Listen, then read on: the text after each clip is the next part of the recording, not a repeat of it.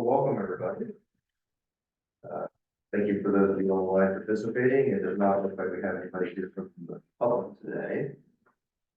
And since we have a slight change in the agenda, would you like to start with Smart Scale and knock that out? I can. I don't have any slides ready, but I can talk about it. That's okay.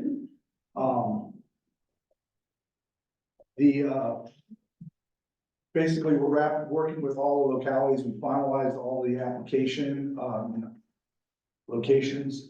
We're working on updating the sketches and the cost estimates. Those will be done in the next probably 2 months. And they'll be done as L&D gets them done. For most of the applications you guys are looking at, they're resubmissions, so there's not a lot of new information you need right away.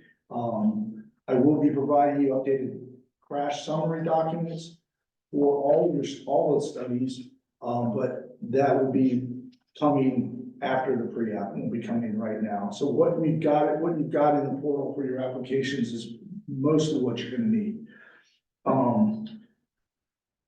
They did make some changes from last round.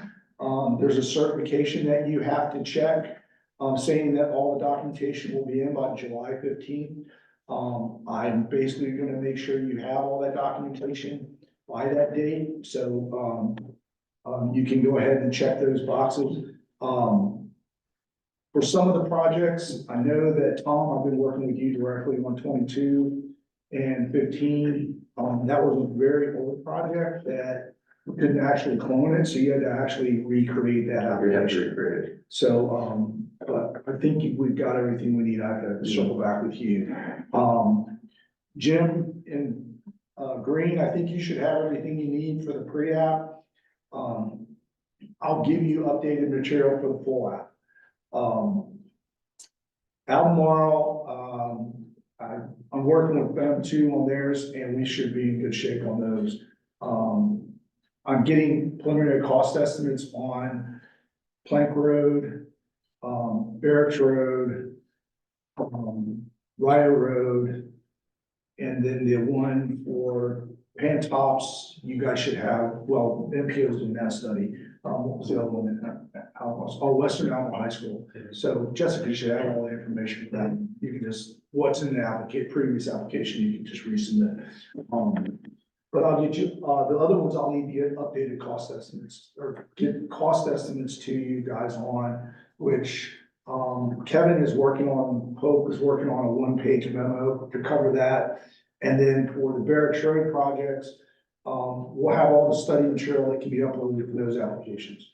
For Ryder Road, Baker's working on that information, and I will try to send it to you later this week. And that's it for those. So, I think Fluvanna is not submitting any applications, so, and the city's not submitting applications. And Rick, Youngblood, I think you're handling Nelson.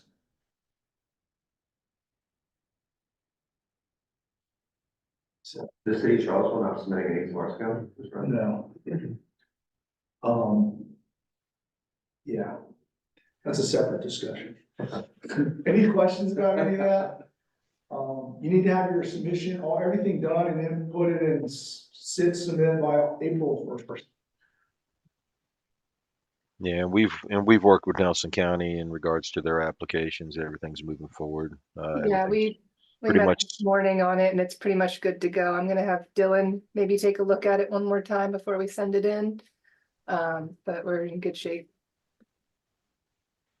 Yeah, the bar, they've made some changes, but the bar is not that high.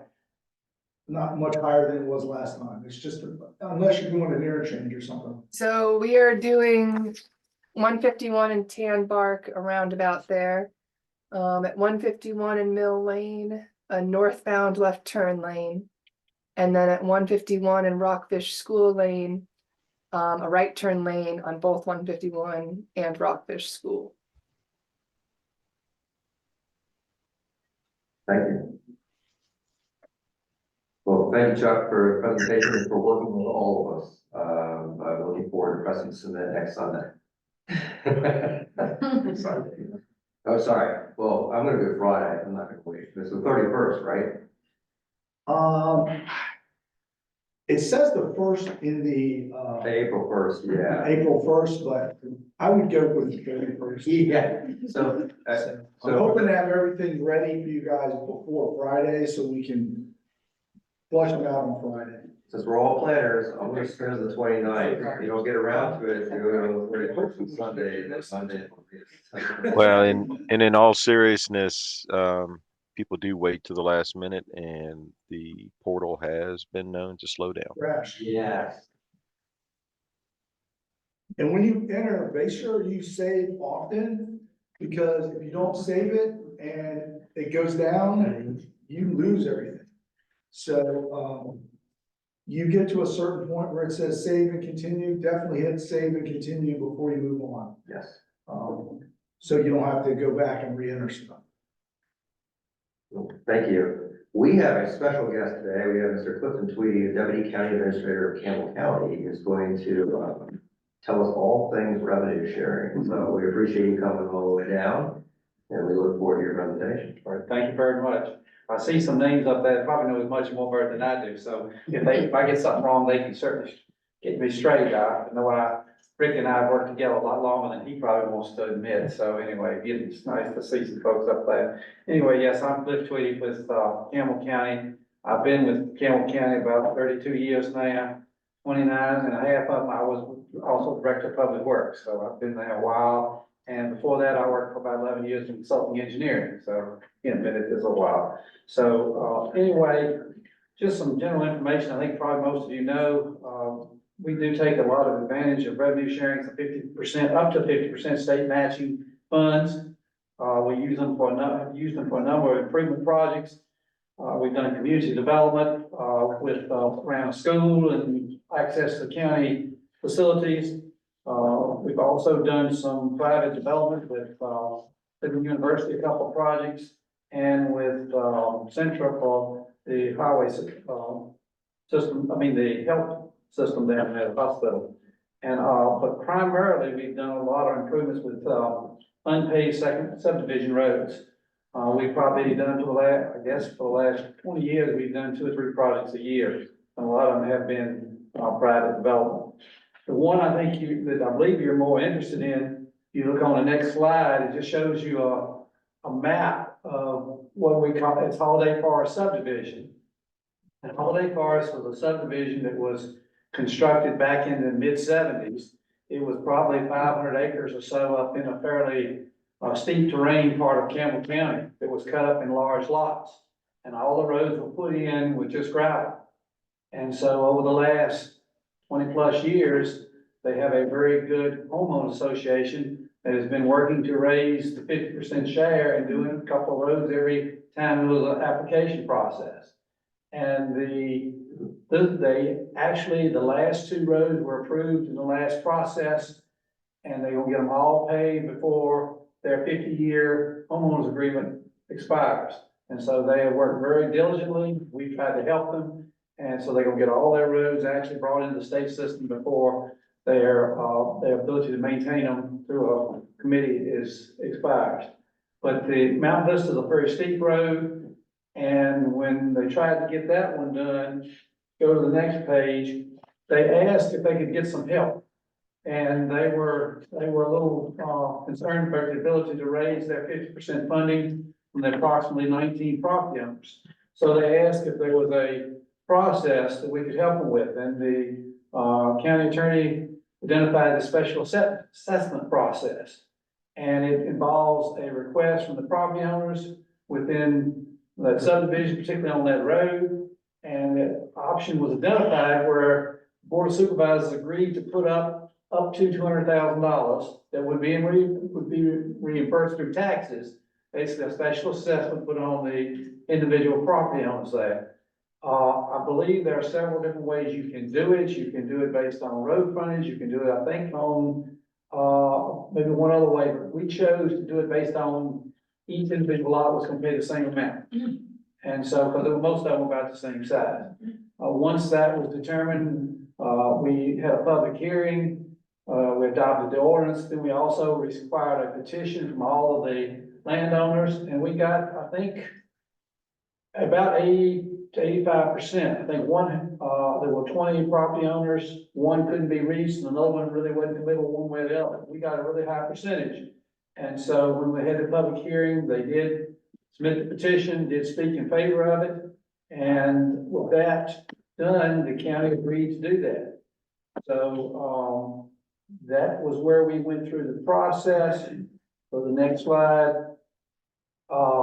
it came up to be now, basically the owner share was just short of $88,000.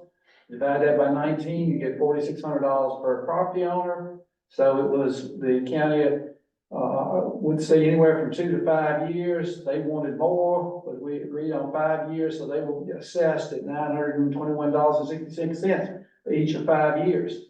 For each department, and that was done just like their property taxes. So they had to pay it, and it started in 2019, and they finished it up in 2023. So it all worked out. We got the money back, and it's interesting that nobody else has requested the same process. I get calls every month or two from some private road in the county, that wants to do it, but when they find out the cost and the process, a lot of them never hear from them again, or you get an estimate, and then they never hear from them again. So, but we still have, usually, like I said, 2 or 3, most every time there is a open application process, and we've got, several going. We just went through one this past year. But that's kind of basically that. Sure. What is the, I guess, demographic of the road along that subdivision? Like, is it mostly wealthier landowners?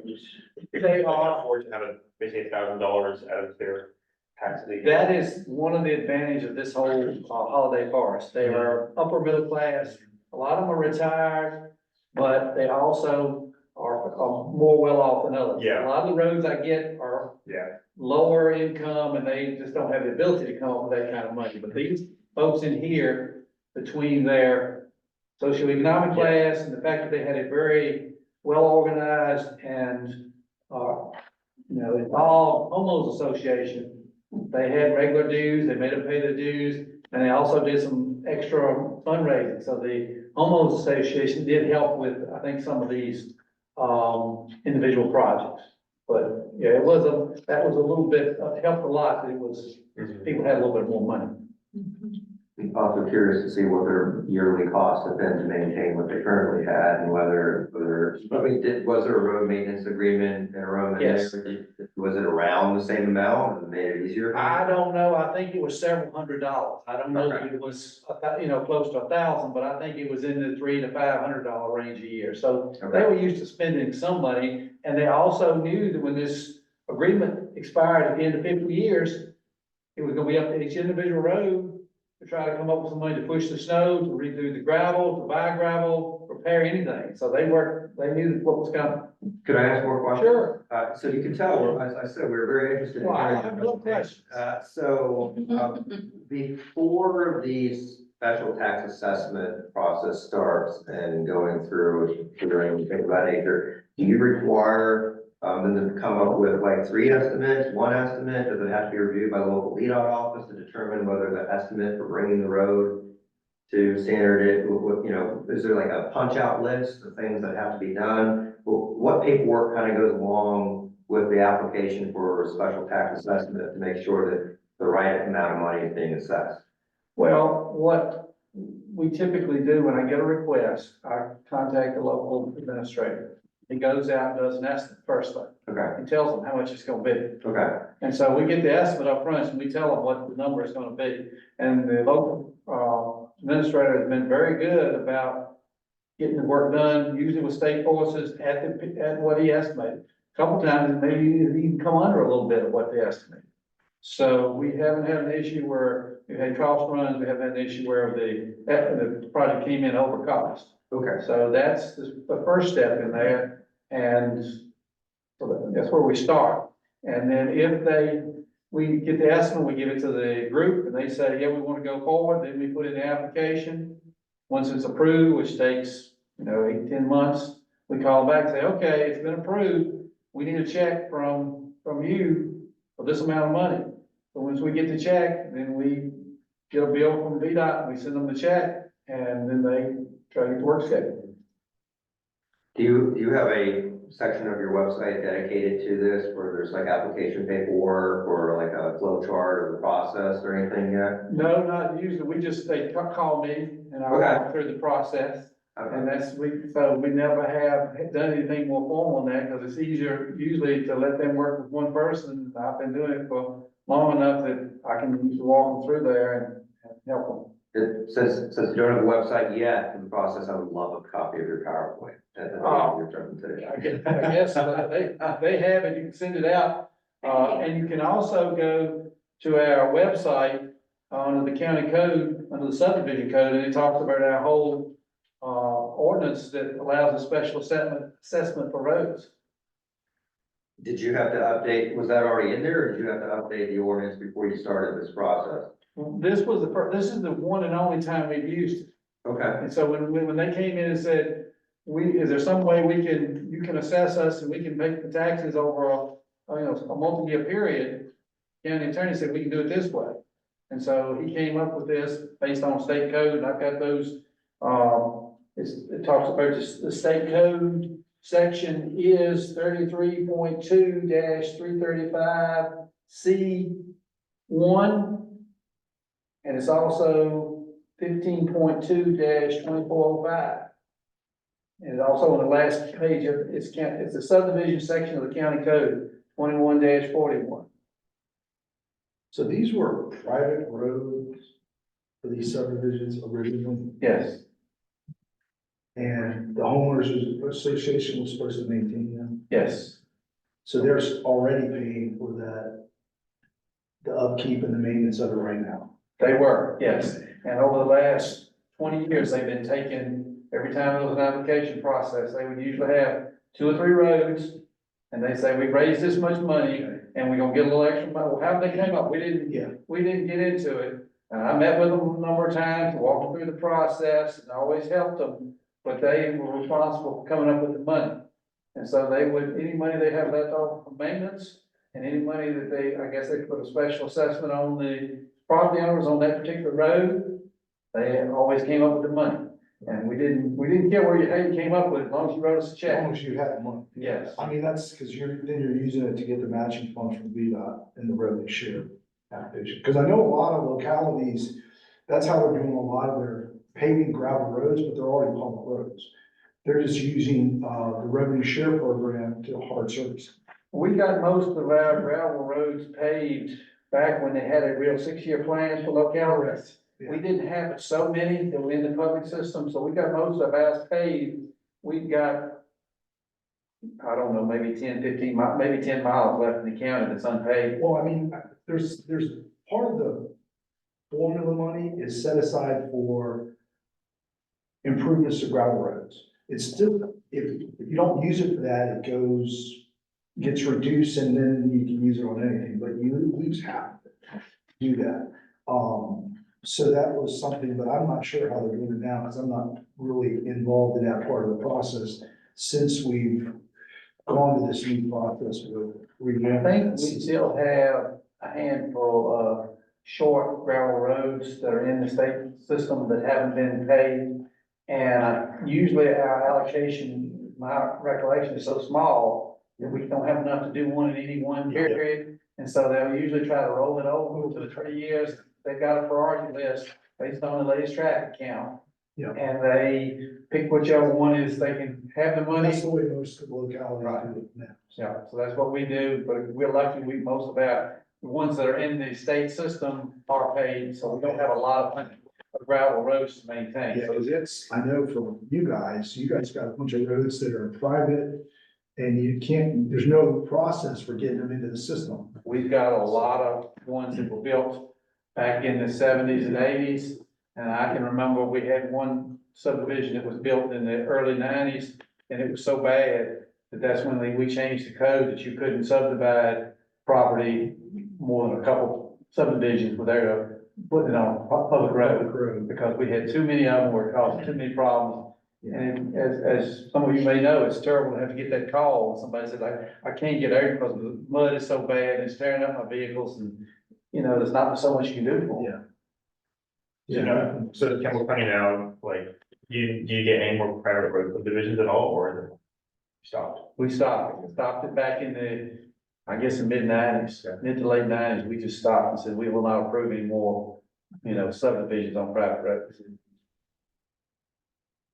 So that was the main question, if that makes sense to do, because, if you're obviously trying to go back and fix all these roads now, you don't want to approve new ones and just have this process forever. Yep.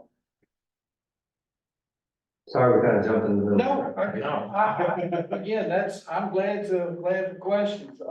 See if there's anything else in here. Again, the summary data just shows what I said. We've got the equal amount of just under $1,000 for 5 years, totaling $4,600. And the total share was a little under 88,000, 19 parcels. And it was a special assessment. It's all been paid back. So it really worked well. We've got I don't think we had any problem with any of the homeowners paying the amount, and the work was done, and everybody was really satisfied with it. Do you know which VDOT standard the road was, brought up to, like, how much improvements did they have on that? Well, my understanding is the district administrator goes out and they, I think, do some spot checking to see how much gravel's there, how wide the gravel is. Usually one of the bigger costs is the size of the culvert. A lot of these roads, when they were put in, they put the bare minimum size culvert, and it doesn't meet the drainage standard now. And so or the condition, so if they have to go in and replace a culvert, particularly and upsize it several pipe sizes, that can be fairly expensive and drive the price up.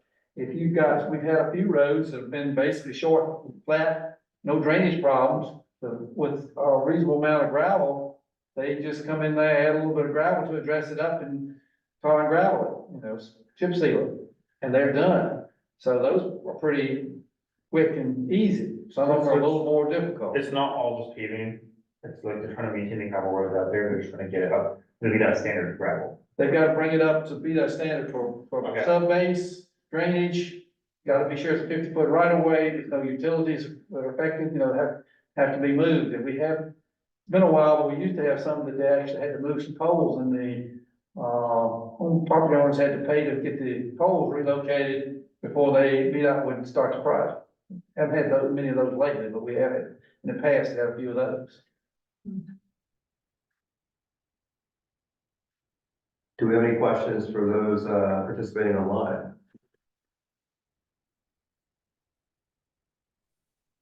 Oh, there is a question in the chat. I don't know if you answered this or not. Josh Gillespie was asking, can you provide the cost per linear foot to construct, I presume, the roads?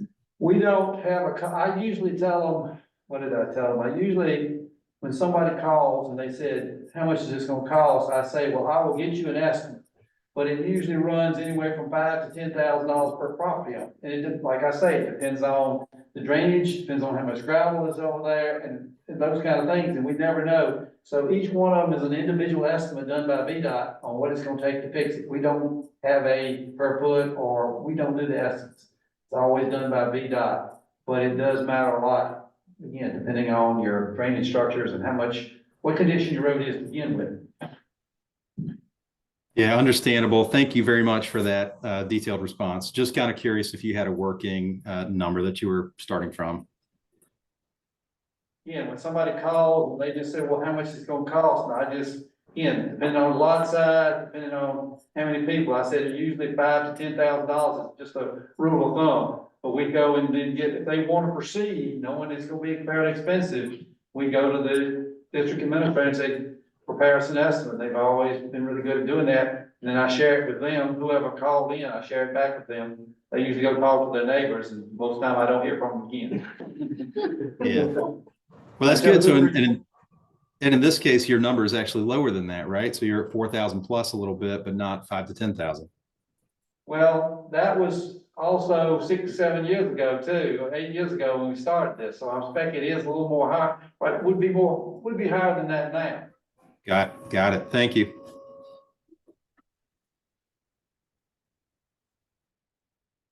So again, just a reminder, you can go to the Campbell County website and look in the subdivision section 21-41 for our assessment code. And also that's based on state code 33.2-335C1 and also 15.2-2405. But I think the, assessment code in the Campbell County code is pretty detailed and does reference those state codes. So I would think if you're interested in doing something like that, most of the information is on our county website. I want to thank you. This was a very interesting presentation. Really enjoyed it. Well, and if something comes up and I can help anyway, you can certainly email me or give me a call. Thank you. I've been dealing with roads for a regular while now. But you've also got some great people at VDOT. I want to say how much I appreciate working with the folks at VDOT between the revenue sharing and the smart scale. We've gotten a lot of good projects funded in Campbell County, and I give most of the credit to the folks at VDOT. Have been really helpful in getting the stuff together and keeping me on task and straight about what needs to be submitted, and fixing it when I don't get it exactly right. And so, again, Rick Youngblood and his folks have been really good to work with, and the other folks at VDOT too. So again, I give them a lot of credit for getting it done. And I hope that the revenue sharing program doesn't get changed to make it more difficult. I know there was some legislation this year where they talked about changing the rules, and they did. It was gonna make it a lot more challenging to get it funded. But it's a great process for more rural, local governments to try to get some of the unpaved roads, private roads brought up to state standard. Thank you. All right, thank y'all. Well, Sarah, the next two items, are those items that you would like to have with a quorum, or are those items you'd like to discuss today? I think we can go ahead and discuss them today. They are both things that I want feedback on. So I think if we go ahead and just kind of present it, and then folks can feel free to email any feedback. I think that should work perfectly fine. All right, so the first one is the annual work plan for the rural program here, the rural transportation. A copy of it was included in the packet that was sent out. This particular draft has also been presented to our commission at our March 7th meeting. They will be acting on it at the April meeting. So we wanted it to come to this committee in the in-between for review and in case there is feedback or changes. And I believe that's pretty much the process on the program. I will say not a ton numbers or funding or anything like that has really changed since the last program. So yeah, it just kind of goes over some of the highlights that happened and are still happening in FY24, and then the basic tasks that we will be taking on for FY25 through both program administration and then the planning. The big task under planning is still the comprehensive safety action plan, since that was a multi-year project, so that will continue into FY25. I think everything else stayed pretty similar, if not exactly the same. So yeah, I open it up for any feedback now, or like I said, if it's easier, certainly welcome to email me feedback or any changes or anything anyone sees. And I believe the commission meeting that it goes before for final is April 4th. So there is a little bit of time, but not too much time to get that feedback in. Just a curiosity question, task 2.4, regional transit partnership, travel demand management, bicycle and pedestrian activities, is a lot in that task. Yeah. So are you, because not a lot has changed, as you were saying, are you seeing, especially after COVID, and people getting out and doing things and wanting to be more multimodal and perhaps gas prices, perhaps going back up this summer, are you seeing a need maybe in the next few years for more money money being allocated to that task, or is this something that's kind of just been steady? I'm not looking for like, just a curious Sure. thought on that. And that is a great question. I think it's really intended to make sure Yeah. there's a set aside to be sure that we're looking at not just like roadway, but we're also considering bike ped. Okay, I think it's also particularly important now with the discussions going on at the Regional Transit Partnership related to a transit authority mhm, and making sure that as they determine whether they're going to activate the existing legislation and develop a regional transit authority, that we're incorporating Okay. rural jurisdictions into that discussion. okay, So that any legislation that they bring forth is something, I mean, we've talked with a lot of staff in the 4 jurisdictions, including Albemarle's rural portions of 5, I guess I should say. So Well- that's to make sure that we are including all of those in the region, not just those in the metro area. I'm glad I asked the question, thank you. Does anybody else online or in the room have any questions or comments offhand? Or otherwise, we can take this offline and email in individually.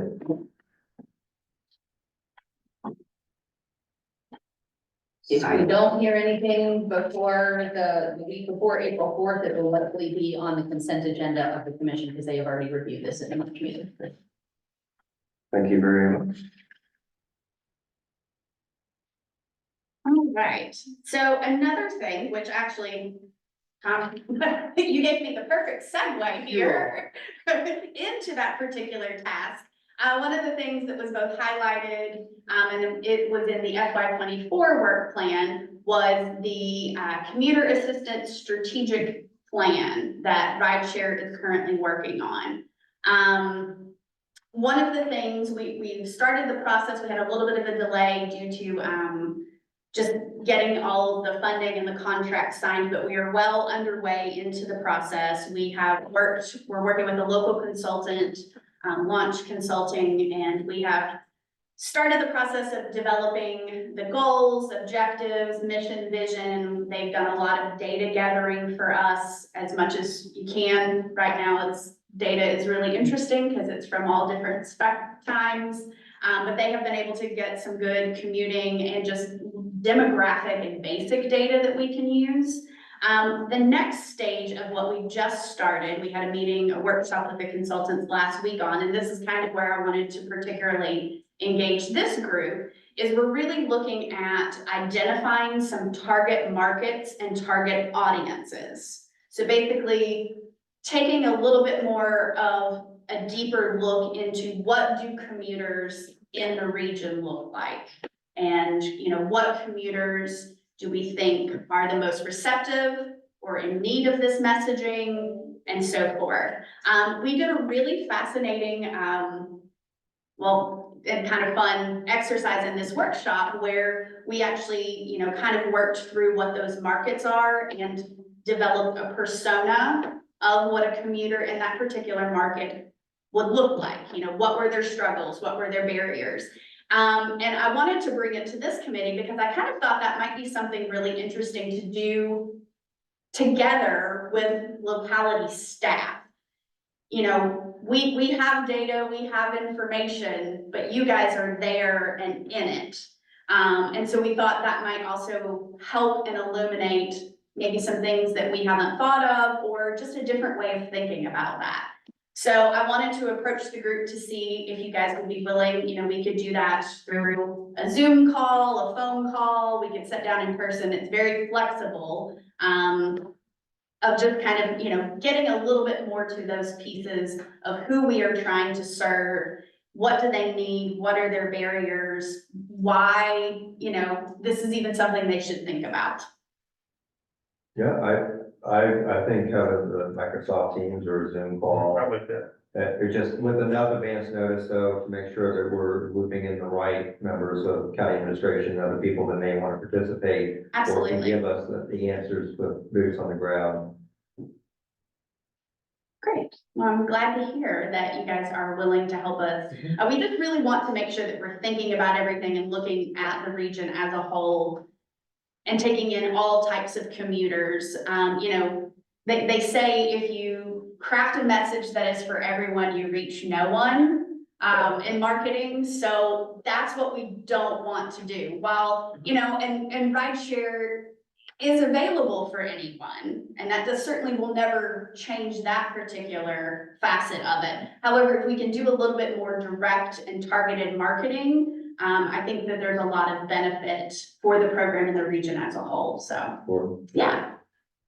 One other quick thing that I wanted to ask for your all's help on as well, is we are in the process of also putting out a survey to individuals in the region. So we're wanting feedback from a lot of different places so we can, again, really look at the whole thing holistically. So I was gonna craft an email. I wanted to preface this and give you the advance warning with the information on why we're doing the survey, what it's for, and then the survey link. And then if you knew any groups or individuals that you could also potentially share that with, we would greatly appreciate the help in just getting that survey link out and about, so that we can get a pretty decent response on that, so.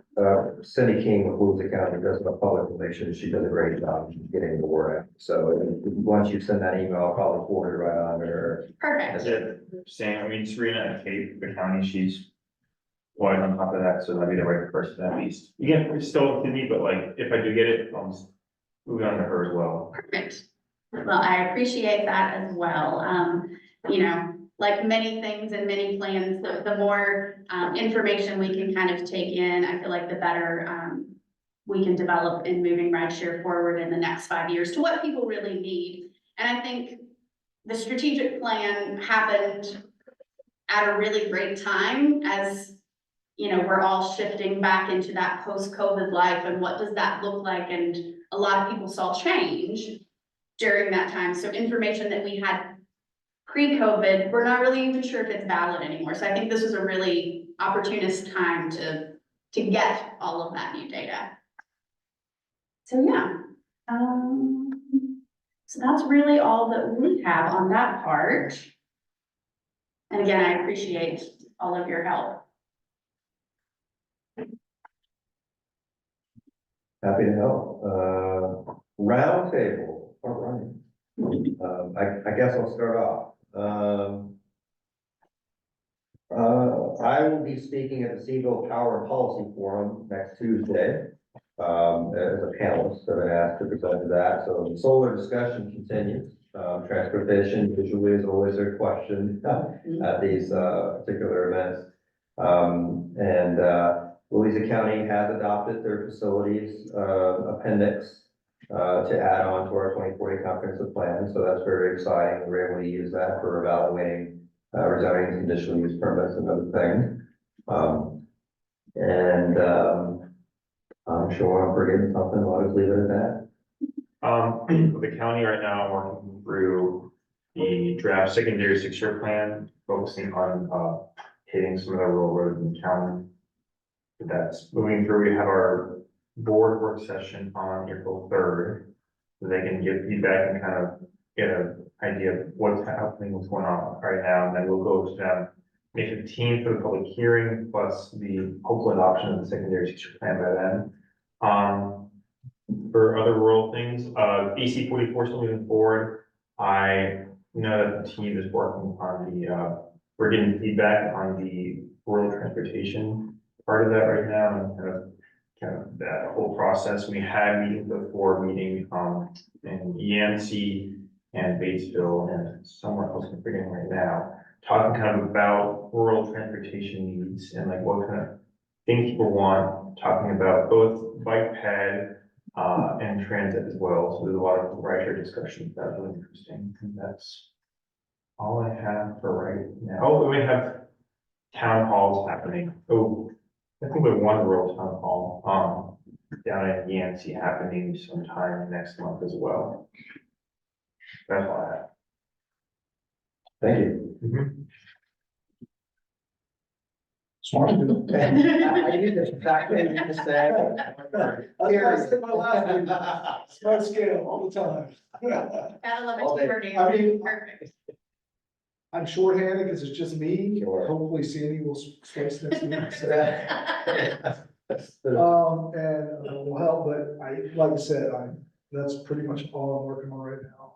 I do make time for some land use stuff occasionally, and they come beating down my door. But for the most part, it's just doing these meetings, putting together the presentations. We're updating the studies, because we've got pipeline and we've got STAR studies going on, but most of the studies that are like resubmissions, we're doing in-house, so that's a lot of work on me, so to get those updated. I thank you for all you do for the citizens I of Virginia. appreciate it. So, yeah. But hopefully we'll start to knock it out now, get some of them done. Thank you. Jim, what's going on in your neck of the woods? The usual excitement. We are also working through, we're gonna have a review of potential projects for the unpaved road, secondary 6-year plan. We've been working very closely with VDOT to review some possible changes to round 2 smart scale project that is has some potential for possibly serving the community and the economic development needs better. But so it's been good to work through that with them. And that's it. Just the normal everyday excitement of running things through the process. I will state that I don't have my picture on. I guess I could turn my camera on, but I've met Cliff on site at the regional landfill in Campbell County in my past life as an environmental consultant. So he's always the gentleman and always very knowledgeable. Thank you. Emily, how's Nelson? We are doing good. Let me turn my camera on too, so you can see my face. We're doing all right. Dylan should be back in the office, hopefully. Well, not back in the office, but should be back to work, working from home by next week. So I'm very excited for that. She's doing well. Our comprehensive plan public hearing for Board of Supervisors is going to be tomorrow night. So we're looking at potential adoption of the comp plan in April, maybe, if they're ready to vote. I know, I'm very excited to get that done. And then from there, we're going to be getting recommendations from the Berkeley group for our zoning ordinance update, which is what I'm very excited to get into, is the zoning ordinance stuff. We met with Carson and Isabella this morning about smart scale applications. I'm feeling good about those, but I haven't been super involved in that process up to this point. But I'm gonna have Dylan take a look over everything as well before we submit, but we're ready to submit.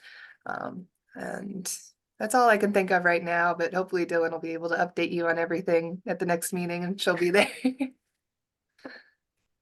Thank you. Good luck on the conference plan. I got a bit of glare on the TV, so who else is up there that has not spoken or would like to add on to roundtable?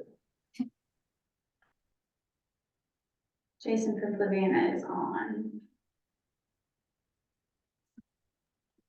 Hey, Tom and RTAC group. Yeah, we really don't have anything to add. We're still somehow working on our comp plan. That's many years overdue. And looking at applications for next year's smart scale. We don't really have anything this year, as you know, as Chuck mentioned. So that's about it. Thank you. Then David and Rick, I see up there. David Cook. Yeah.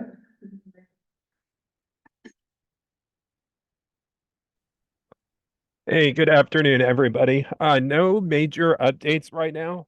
The state trails plan is under development. The first phase of that is going to be delivered in the spring. For that, let me go ahead and put my video on. Might be a little bit of glare. But for that plan right there, we're looking at basically just a gap analysis, looking at where the existing and planned trail facilities are located across the Commonwealth of Virginia and how they interact with population centers, with employment centers, equity emphasis areas, and other connectivity gaps throughout the planned and existing network. It'll also include the public engagement component of the plan. So we had a pretty broad outreach, including a big survey with about 5,800 responses across Virginia. We had a number of town halls, and we also had focus groups as a part of that plan. So the initial part of that will be delivered in the early spring. So be on the lookout for that. The final plan should be end of October. We're going to have a Trails Resource Hub that will have kind of the complete statewide inventory of both planned and existing facilities with other layers you can interact with. It's going to be kind of a ArcGIS online format style map. So that'll come out later in the fall. So we hope to have the complete plan developed by late summer, early fall. It'll kind of come out in stages. Other than that, we're kind of reviewing the new updated MUTCD 11th edition. We're currently in a 2-year transition plan as a part of that. My job has been to focus on the bicycle elements of that plan and all of the new rules that are coming out. So we do have some new features such as bike boxes and two-stage turning boxes, as well as new flexibility for use of green paint markings and other types of on-street markings. So we're going to be reviewing kind of the different elements and whether or not they currently comply with the VDOT supplement for MUTCD, and kind of what it's going to be the case-by-case situation by which we apply those new treatments. So that's going to be about 1 year and 8 months that we're going to be working on that transition plan. Otherwise, just it's pretty status quo. We do offer counting support. So if you have any kind of bicycle or pedestrian counts you would like to take a look at specifically, we're looking at before and after counts of different types of bicycle accommodations and treatments. For example, contraflow bike lanes or cycle tracks. We like to look at kind of what is going to be the anticipated number of new users as a result of facilities, specifically if it's protected or buffered going in, as well as the speed reduction. So if you have a study that's out there, any kind of planning effort that you would like to get count data for the bicycle and pedestrian network, we can assist with that. And finally, trying to think what else we may have out there. The only other thing we have is we do offer technical assistance for roadway reconfigurations, roadway diets, to help for readiness requirements in Smart Scale or any other application program. So with that, we offer basically looking at an operational analysis, turning movement counts, provide a sketch and a planning level cost estimate for any kind of road diets or roadway reconfigurations. The only one in your general area is going to be in Charlottesville. We just had the kickoff meeting about a week and a half ago, and looking at the Fifth Street corridor, there is a roadway reconfiguration technical assistance plan to look at the road diet on the southbound lane to create a 2-way cycle track with both a near-term and a long-term solution. The near-term looking mostly at lane markings, striping, a buffer with flex post delineators, 2-way cycle track, and a long-term solution with a concrete median raised cycle track that could be submitted to Smart Scale or some other program. So that's it. Thank you. They submitted that last one, Smart Scale.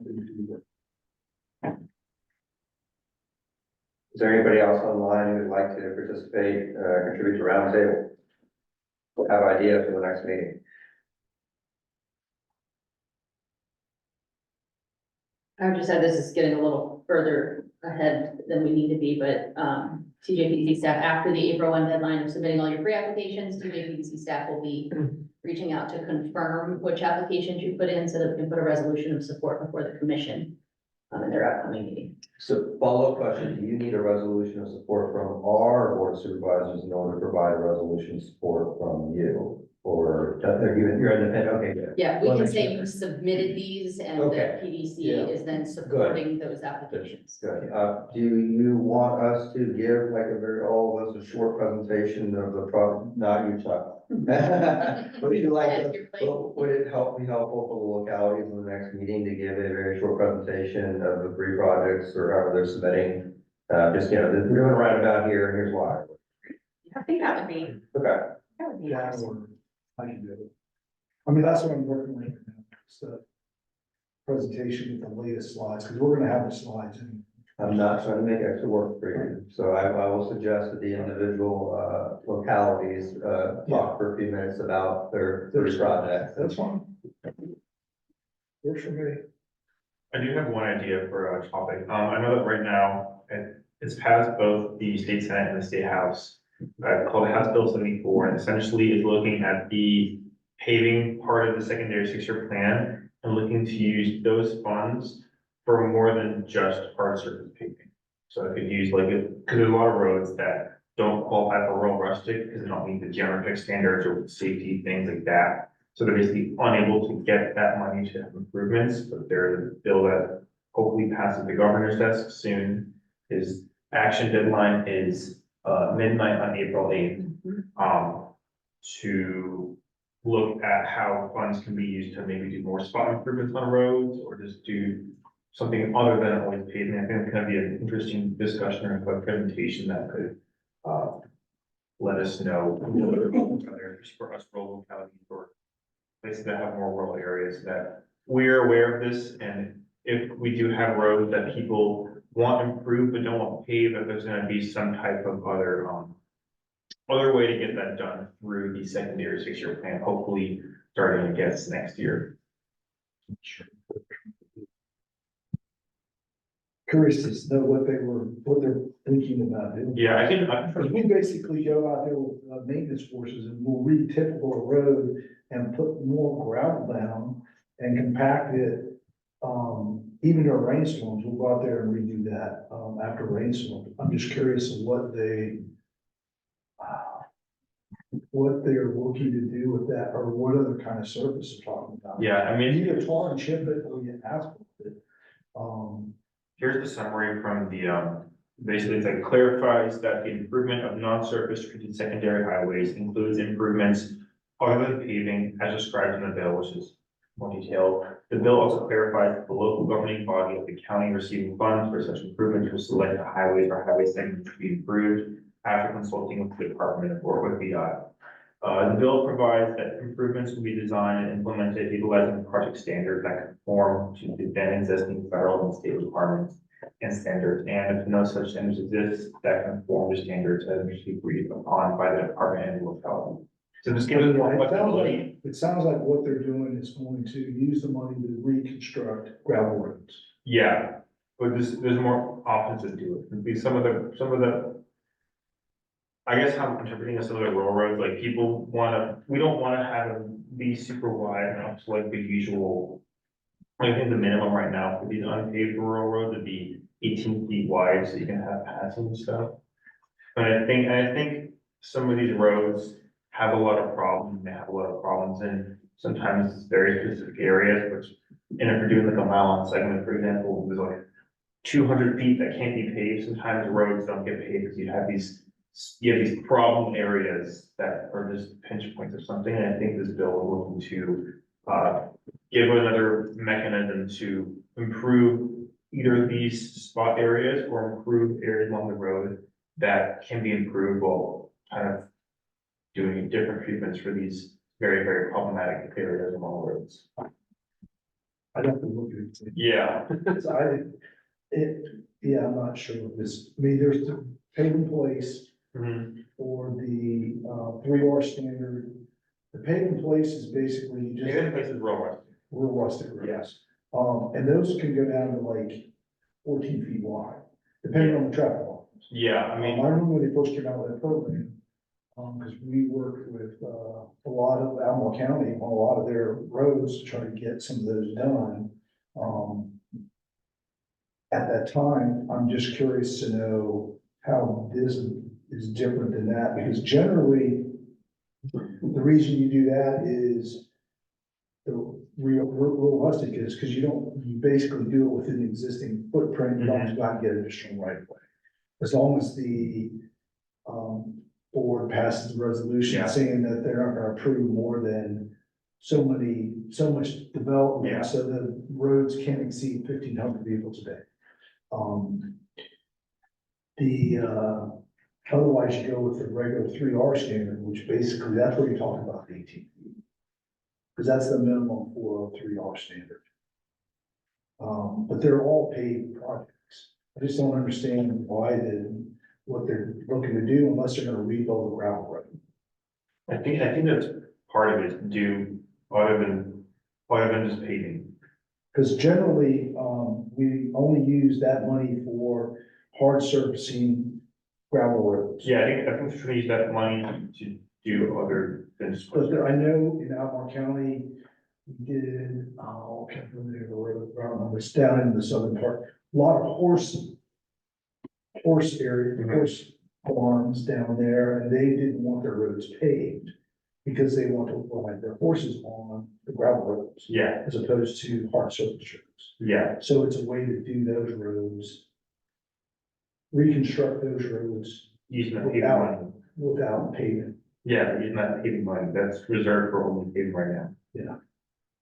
So is this a topic of general interest that others would be interested in having a discussion further next time? Learning more about it, Sure. hopefully once the bill hopefully passes. I Do think. you have a recommendation on presenter of said bill?